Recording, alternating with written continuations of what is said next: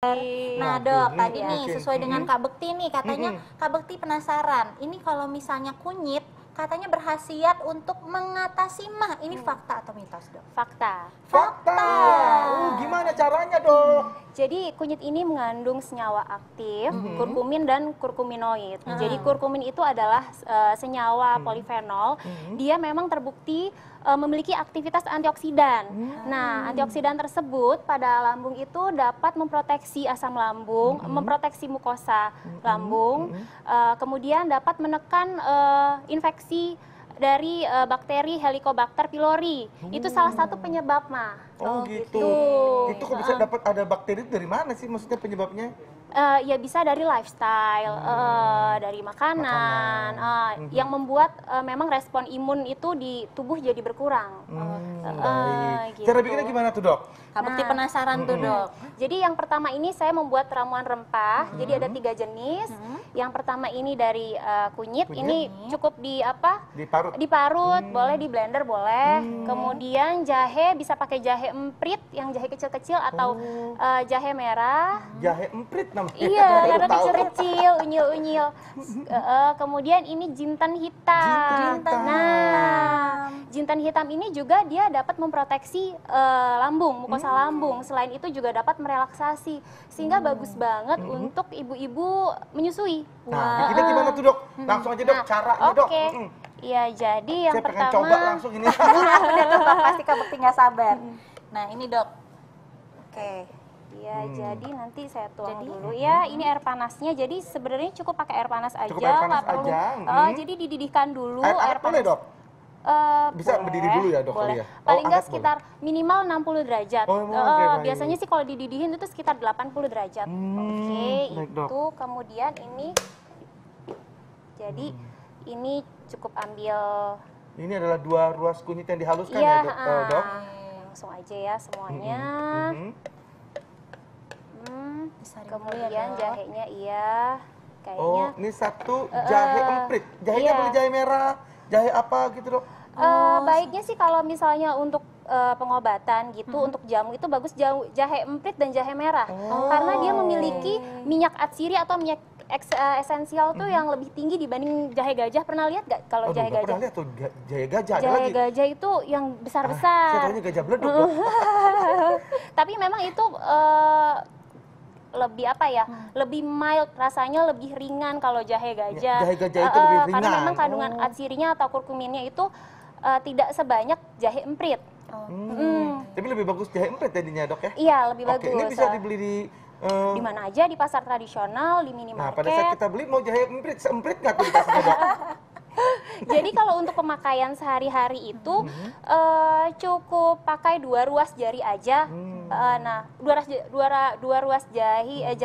ruas kunyit. Oh, Tapi 2 kalau ruas kunyit. iya, tapi kalau yang jahe empritnya cukup 1 aja karena memang pedes banget. Iya. Jadi jahe emprit itu pedes ya ternyata Iya, ya? pedes banget.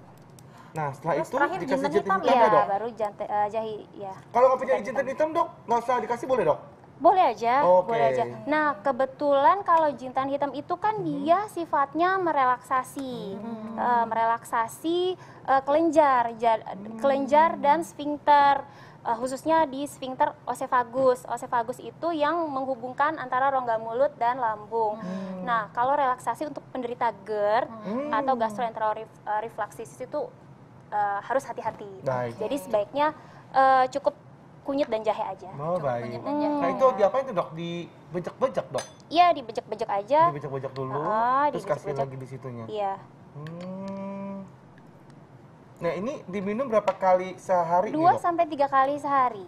2 kali. Oke. Iya. Ini 2 sampai 3 dalam kali kondisi perut kosong atau setelah makan dok baiknya dikonsumsi? Boleh sebelum makan. Boleh Sebelum sebelum Iya, makan. karena kan memang dia sifatnya memproteksi Jadi memang untuk memproteksi si lambung itu ya dok dinding ya? lambung, iya. Nah kalau untuk anak-anak itu dok, kadang-kadang kan suka dapat masuk ke toilet perut atau mah. Anak-anak boleh, tapi baiknya di usia di atas 2 tahun. Oke, di atas 2 tahun. Kenapa tuh dok kalau di bawah 2 tahun? Karena sebenarnya sih lebih ke anak-anak seusia segitu kan memang belum tahan dengan rasa pedasnya Oke, gitu jadi ya, memang rasanya lebih ke ya, sensitif bukan anak rasa itu aja. ya. Kasihan juga dikasih Iya. cekokin begitu Malah kan? nanti trauma jadinya. Iya bener-bener. Nah, habis itu diapain lagi, Dok? Nanti tinggal pakai Gula Itu merahnya apa? biar manis, Oh, biar gula enak. merahnya. Itu gua pikir Iya. apa sih itu? Itu bumbu rendang atau apa sih? Oh, ternyata gula merah. Gula aren. Gula merah boleh dikasih gula putih gitu, Dok, biasa? Boleh, cuma kalau gula aren itu kan indeks glikemiknya itu lebih rendah. Apa Jadi glikemik, Dok? Apa tuh, Dok? jadi level glukosanya itu kan lebih rendah gitu. Oke, Jadi memang jadi supaya takutnya yang aman diabetes. untuk penderita diabetes baik. atau diganti dengan madu Ih, juga Kak Bekti boleh. pinter banget dong, udah tahu. Bentar lagi 1 tahun lagi udah jadi dokter Bekti. Bener, udah SPD juga. Yes, apa tuh SPD? Bedah. Langsung aku nanti itu selesai, Dok. Nanti ini siapa nih yang mau minum? Aku Kak mau. Bekti. Mari kita Pasti. coba. Ini jadi kayak ada apa? Manis-manisnya gitu kali ya. Ini kayaknya udah larut ya. Oke, ini Kita coba ya. gimana rasanya nih kira-kira Coba Kak dulu Bekti? ya. Enak. Ini kayak jamu-jamu gitu ya. Jadi rasa kayak rasa jamu. Nah, tapi sebelum kita bahas itu ya, kita mesti tanya dulu nih ke dokter nih, karena ada yang mengatakan, Dok ya, katanya biji pala dapat mengobati penyakit mah. Ini fakta atau mitos, Dok? Sebenarnya sebelumnya mahnya seperti apa dulu ya?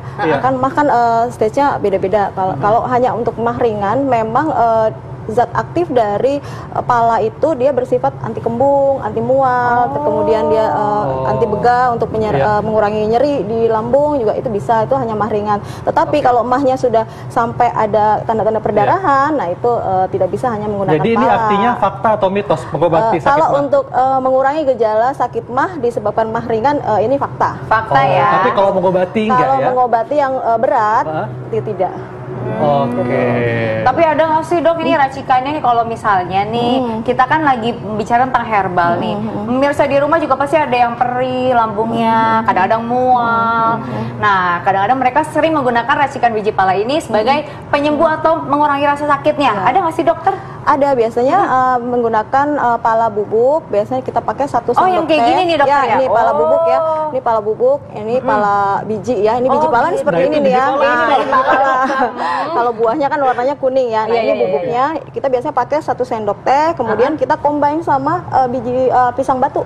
Pisang batu? Pisang batu 2 sendok teh untuk memperkuat mengurangi nyerinya. Oh gitu, jadi direbus atau diapain, Dok? Direbus, kemudian nanti diminum 100 ml. Oh gitu, itu Itu bisa langsung diminumnya mengurangi nyeri ya? Untuk Sebelum mengurangi atau setelah kembung makan? sebelum makan. Sebelum makan, Pis.